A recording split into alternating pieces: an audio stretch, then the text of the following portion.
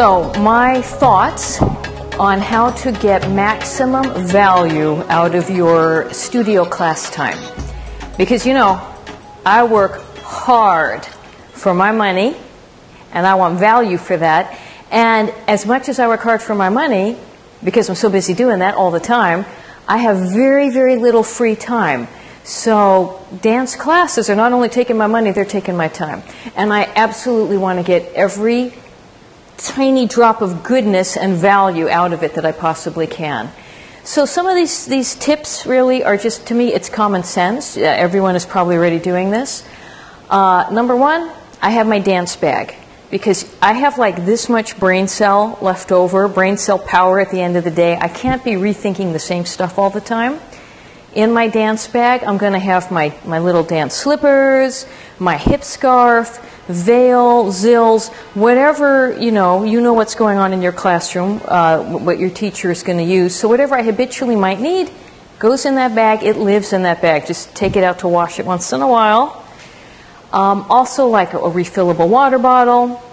For me, my chapstick, my lip balm, my lips get really dry, and the reality is it will distract me. I do not want to be distracted during my precious, valuable studio class time hour, so I want everything in that bag. I'm going to think about it once, prepare it, and then I just have to check it once in a while.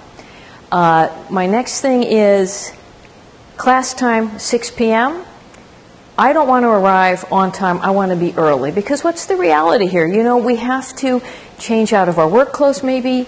At a bare minimum, you know, you're usually taking off your street shoes, you're putting on your hip scarf. There's always that little bit of time as you transition into the classroom environment. I don't want to be wasting instruction time. I don't want the teacher to be 5 minutes into the warm-up and I'm racing in there, you know, tying my hip scarf on.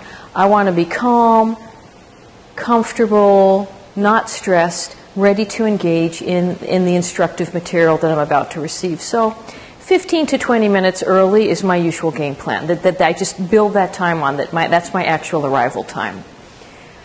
When I arrive, and now this is something that I've seen more in different dance genres than belly dance. You come in, you're a little early because you want to be in the studio, getting your stuff together. You know, you're not just throwing yourself down on the floor or sitting in the windowsill scrolling through your Instagram feed. When I see dancers, you know, ballet or whatever the other class is, the minute they're in that studio ready to go, they are already engaging their bodies. They are already getting their bodies pumped and primed and ready to dance. So whether they're doing some specific stretching, maybe for problem areas that they have, or they're kind of warming up. And by warm up, because most dance classes start with stretching, which really is not where fitness science is right now. We all know that. Your body really, to warm up, you want aerobic activity, getting the blood out of the core into the extremities. You want to jump around. You want to be maybe jogging in place, doing some jumping jacks. So that's really what I do, especially since I've been sedentary all day, taking the subway in, all confined and just being very still and static. I don't want to be that way now. As I am preparing to receive my instruction and explore dance, I want to wake my body back up. So I jog in place a lot. And you know, you might feel kind of silly at first, but your classmates are going to be fine with it. And you can still be gossiping and chit-chatting and hugging each other while you're jogging, you know, in place around your little area on the dance floor. So that is absolutely something that I tend to do because I really want to get my blood pumping and my body ready to receive its physical instruction. And also with this whole idea of sitting there and scrolling through your phone, you know what? I put the phone away. The phone does not need to be out while I am trying to learn. It's a distraction. I just think it's kind of rude to the instructor when you see people at any break in the class, it's like they're racing for their phones.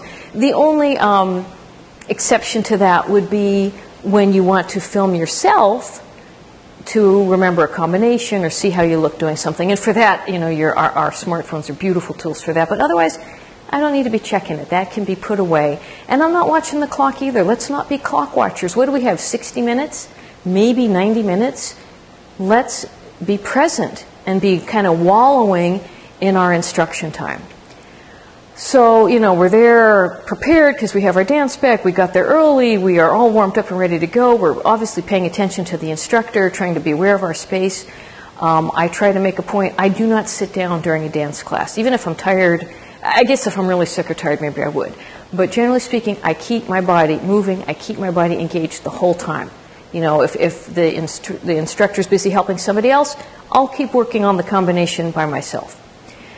And my last suggestion for really, and this to me is the most important suggestion for absolutely maximizing your classroom time with your classroom instructor, learn to take criticism without commentary, okay?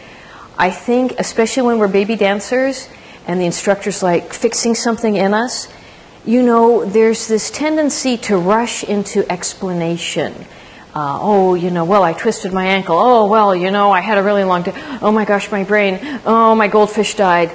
Oh, well, this teacher told me to do it this way. We don't need any of this. None of this is really relevant. And it's coming because maybe we feel embarrassed. We feel like the spotlight's on us. We feel inadequate. There's no need to feel any of those things. If you're with a good instructor in a nice, supportive classroom, not relevant. There is no such thing as embarrassment. There's no such thing as a stupid question. Do not just throw all that out and just learn whatever the instructor says. Maybe you ask for clarification. If you need clarification, of course. If you have an injury or an illness, the instructor really should be aware of that before you even start the class. Anything else, you do not need to explain or defend yourself ever. Throw all that out.